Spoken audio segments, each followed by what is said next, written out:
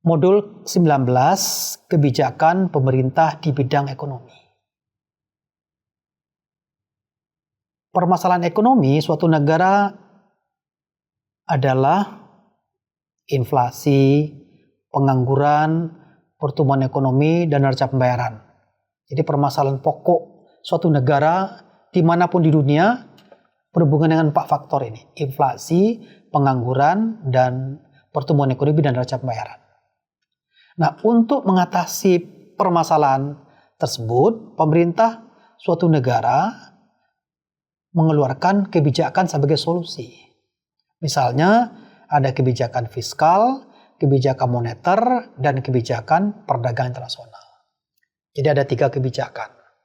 Kita mulai dulu dari kebijakan fiskal. Kebijakan fiskal adalah kebijakan pemerintah yang mengatur penerimaan dan pengeluaran negara.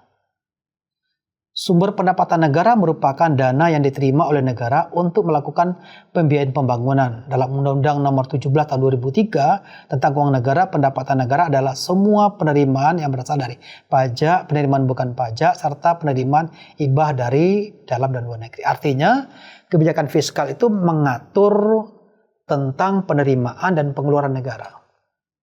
Atau bisa juga dikatakan kebijakan adalah kebijakan pemerintah di dalam memanipulasi anggaran dan pajak.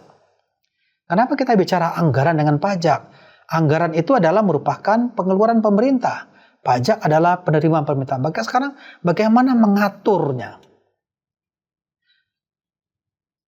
Agar tidak menimbulkan 4 problem tadi. Inflasi, pengangguran, pertumbuhan ekonomi, dan neraca pembayaran.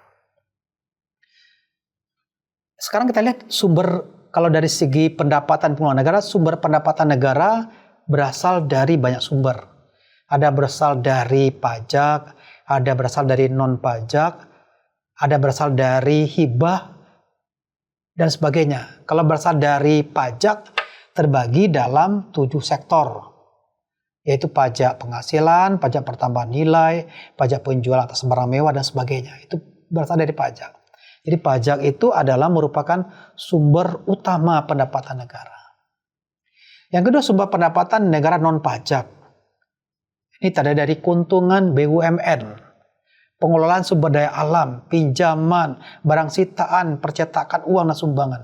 Itu sumber pendapatan non-pajak, tapi persentasenya lebih kecil dibandingkan dengan berasal dari pajak. Sumber pendanaan negara dari hibah adalah pemberian yang diberikan kepada pemerintah, tetapi bukan bersifat pinjaman. Hibah bersifat sukarela dan diberikan tanpa adanya kontrak khusus. Pengeluaran negara merupakan salah satu dari instrumen dari kebijakan fiskal. Betul, ada 2 kelompok pengeluaran negara, yaitu pengeluaran rutin dan pengeluaran pembangunan. Pengeluaran rutin ini kalau saya ambil dari kompas.com ada beberapa. Misalnya belanja pegawai itu pengeluaran rutin. Ada belanja barang, pokoknya sebanyak belanja itu adalah pengeluaran rutin. Nah, pengeluaran rutin itu jumlahnya sangat besar sekali. Sifatnya konsumtif. Seperti belanja BBM, subsidi BBM itu kan besar sekali anggarannya. Makanya kalau berarti kita mencoba untuk mengurangi subsidi BBM. Itulah merupakan efisiensi dilakukan oleh pemerintah. Oke, nah kemudian tadi pengeluaran rutin dan pengeluaran pembangunan tadi ya kan. Pengeluaran pembangunan itu untuk proyek pemerintah. Sekarang bagaimana kita mencoba untuk menyeimbangkan antara pengeluaran rutin dengan pengeluaran pembangunan? Berikutnya kebijakan moneter. Kalau kebijakan fiskal, kebijakan itu berhubungan dengan pengeluaran dan pendapatan negara. Tapi kalau kebijakan moneter itu adanya pada wilayah Bank Sentral atau Bank Indonesia atau otoritas Bank Sentral. Apa itu kebijakan moneter?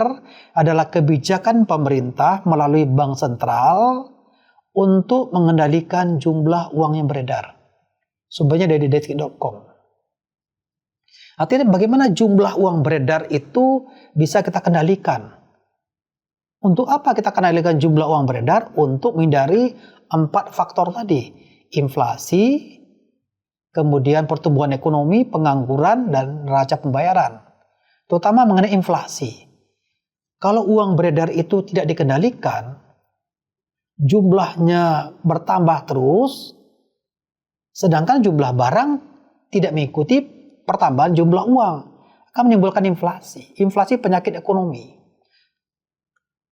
Semua dunia kalau dilanda oleh inflasi sebuah penyakit. Oke, nah, apa sih sebenarnya tujuan kebijakan moneter? Adalah menjaga stabilitas ekonomi, menjaga stabilitas harga, meningkatkan kesempatan kerja, memperbaiki posisi neraca perdagangan, neraca pembayaran. Maka berarti untuk mengendalikan jumlah uang beredar itu, maka pemerintah menggunakan ada beberapa instrumen. Instrumen suku bunga, instrumen kebijakan cadangan, kemudian instrumen pasar uang dan sebagainya. Itu merupakan instrumen. Misalkan jika terjadi inflasi, instrumen apa digunakan? Pemerintah menggunakan instrumen suku bunga. Terjadi inflasi berarti kan harga barang naik, uang banyak. Bagaimana menarik uang dalam peredarannya? Maka pemerintah menaikkan suku bunga. Dengan menaikkan suku bunga, orang tidak konsumtif dulu, orang akan menyimpan uang di bank, parkir uangnya di bank.